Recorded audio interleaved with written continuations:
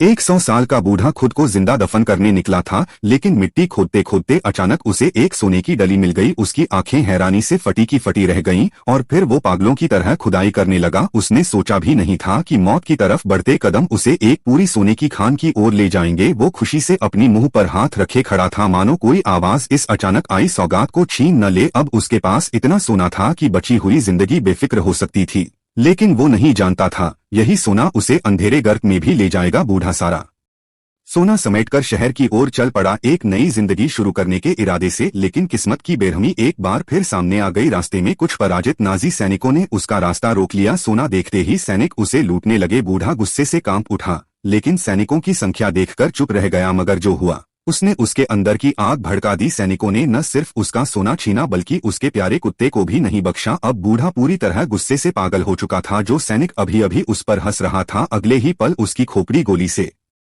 छलनी हो गई। दूसरा सैनिक कुछ समझ पाता उससे पहले ही बूढ़े ने उसकी कमर में चाकू घोंप दिया। फायरिंग की आवाज सुन बाकी सैनिक मशीन गन लेकर आए, मगर उनका निशाना इतना खराब था कि सारी गोलियां अपने ही साथियों को लग गईं। पल भर में सारे सैनिक मुफ्त का भोजन लेकर धराशायी हो गए। हालांकि बूढ़े ने कई दुश्मनों को मार गिराया, लेकिन खतरा अब भी टला नहीं था। दूर से टैंक की गड़गड़ाहट सुनाई देने लगी। बूढ़े को समझ आ गया कि अब यहाँ रुकना जानलेवा होगा। वो दौड़ पड़ा, लेकिन दुश्मन अफसर ने पीछा नहीं किया, क्योंकि उसे पता था आगे वही जगह है जहाँ उन्होंने बारूदी सुरंगें बिछा रखी थीं।